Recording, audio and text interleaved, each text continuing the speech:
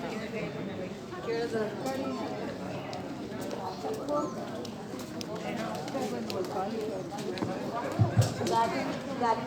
evening, everyone. A hearty welcome to all and happy Ugadi and other states' New Year and festival greetings to all. April is this time of the year when you have different festivals like Ugadi, Tamil Puttandu, you have the Vishu and Vaisakhi, so many other festivals which fall on 13th, 14th and 15th. So we decided to combine all and have one day as a celebration for all the festivals. Last year, unfortunately, we got bogged down due to COVID, and only from November onwards, we started having the cultural events, which was followed by a very successful annual sports event where almost 50 participants participated in multiple events and categories, etc. And many won very handsome prizes too. We have to thank CPC for allowing us to conduct the programs and events, and also the protocol which they have set in, which has helped us in a big way, and we should hope to continue the same and follow everything what they say. So without taking much of your time, we will start the program straight away. The first will be, we will start with a prayer, and then it will be followed by a prayer for good times to come, and then it will be followed by the other events which are informed. Thank you.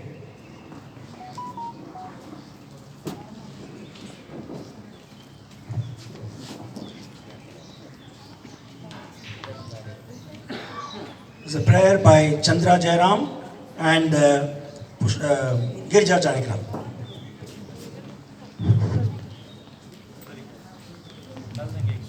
சித்தம் நிறைந்திடும் சித்தி கணபதியை நித்தம் துதித்து நினைந்து நின்றோம். சித்தம் நிறைந்து சித்தி கணபதியை நித்தம் துதித்து நினைந்து நின்றோம். சக்தி எனும் முத்தாரம்மன் மீது சக்தி எனும் முத்தாரம்மன் மீது முத்தமிழால் பாடிட இத்தாரணியில் இசைந்து இத்தாரணியில் இசைந்து நர்த்தன கணபதி நாத ஓம்கார புத்தி பிரகாஷக புவனேஷ. நர்த்தன கணபதி நாத ஓம்கார புத்தி பிரகாஷக புவனேஷ. சக்தி மனோன்மணி சங்கரி சோதரி சித்கலமாலினி சிவகாமி. शक्ति मनोन्मणि शंकरी सुंदरी चित्कलमालिनी शिवगामी. चित्सुगंबर तांडव तत्पर सत्यज्ञान आनंद Mahesh. नमाम्यहं नमाम्यहं नमाम्यहं नमाम्यहं नमाम्यहं नमाम्यहं नमाम्यहं नमाम्यहं. Thank you.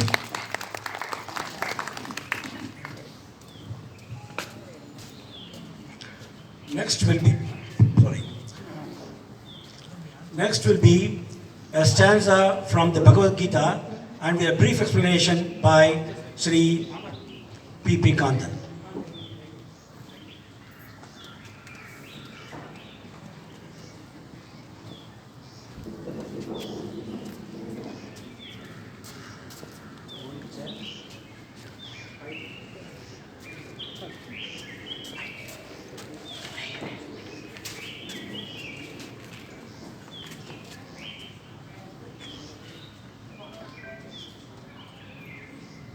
Friends,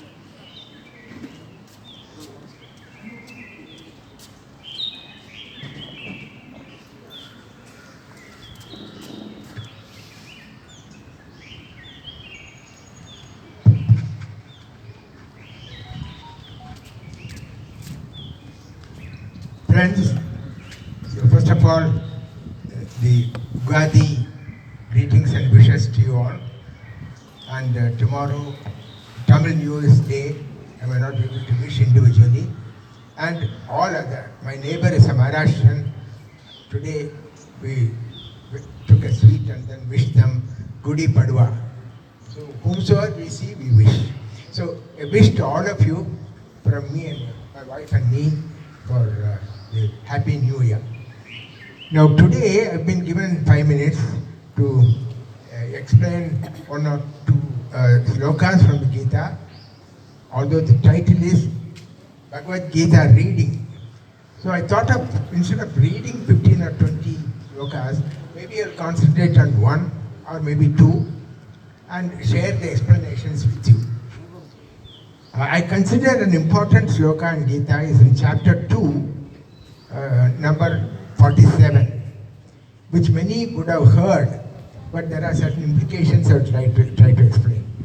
Karmanyeva adhikaraste ma paleshu kadachana ma karma palahetur bhurma te sangostva karmani. Now, it says, Lord Krishna tells Arjuna, your right is only to work, not for any particular desired result. The result is not in your hands. So it's your right is only to do the work. But what kind of work? Karma means work. Not any kind of work, but sukarma. That's the way to describe it. That is a karma which is in consonance with dharma. You see, every person born on earth is subject to 4 goals. They are supposed to have for themselves 4 goals. They are called Purushartha. Dharma, Artha, Kama and Moksha. Now, Dharma is one which covers all the goals, the primary goal. Artha is earning and spending money and all material, the requisites for material living. So this Artha should be subject to Dharma. Next comes Kama. Dharma, Artha, Kama, Moksha. The Kama, our desires, should be subject to Dharma. If you do this, then you will get Moksha, what is prescribed in Dharma. Oh, okay, thanks. So that kind of karma, you have to do that. But don't expect the results and anticipate the results and get disappointed. It's not in your hands. If you write an exam, you do your best and offer that work to God. Whoever the God is, you have to offer. And not expect and demand a particular result. That is the meaning of the first line. That is generally clear. The second line, ma karma pala hetu bhurma te sangost akarmani. That is, karma pala is the result of action. Karma pala hetu, that's what the karana, the reason for that. Don't question the reason. Why is it that I am much more intelligent than my neighbor, and how is it that I have not gone up anywhere like him? No such questions asked. Because the karma is supposed to transcend janmas. So the past karmas will come to haunt us now if they are bad, and future karmas will protect us if they are good. So that is but the crucial point is sankost akarmani. People generally don't concentrate on that. That is, supposing you ask, if I have no control over the result, then why do this kind of work at all? Unless I can get what I want, there's no point in working. Unless if I get first rank, I won't write the exam. There's no point in saying that. So Bhagavan says, Sangos Akarmani.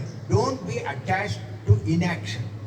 Don't be attached to the results of action, what you have done, and don't be attached to inaction. That's the first sloka. That's a very important sloka. That's an important sloka that will guide us in our day-to-day living.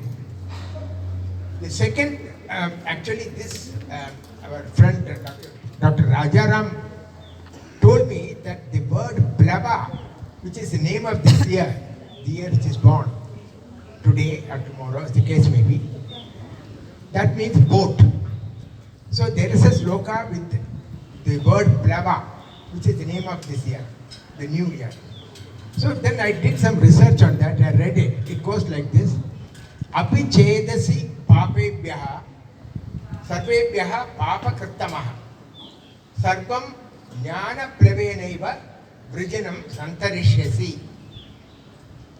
That says, even if you are the worst of papis, sinners, so how does one incur papa? Because the prescribed conduct which is mentioned in the earlier sloka, karmanyeva adhikarasti, that karma is not done, but something deviating from that, the wrong karma is done.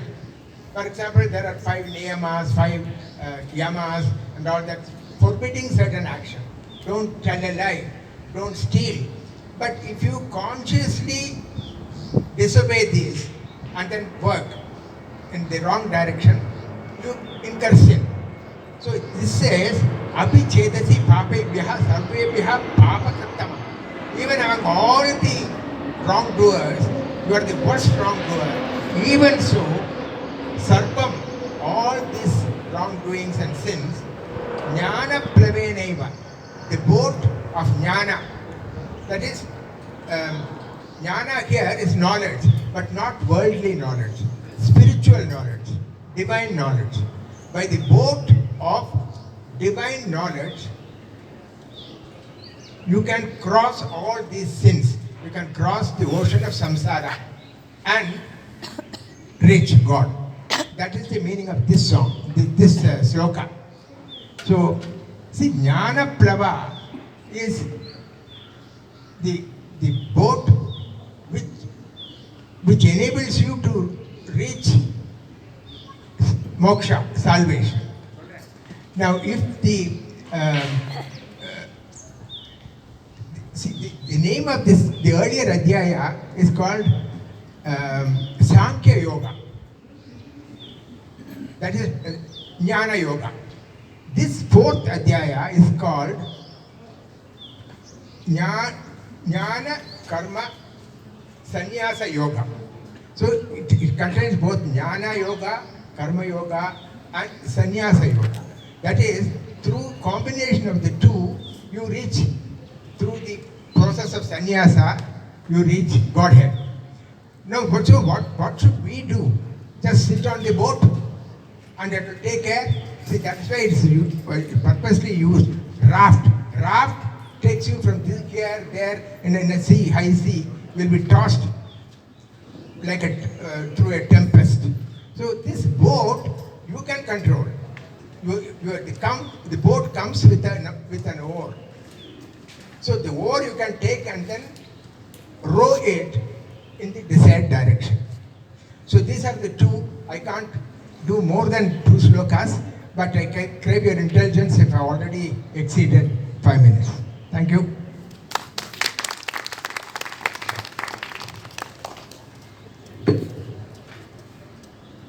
Thank you, sir.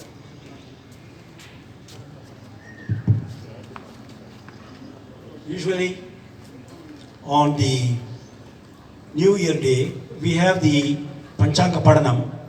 We will not make it very long, very, very brief. We will have very brief explanation on the Panchanga Padanam. First, we will have the Kannada Panchanga Padanam by Mr. Dwarki and the Tamil Panchanga Padanam by Dr. Rajaram. Please.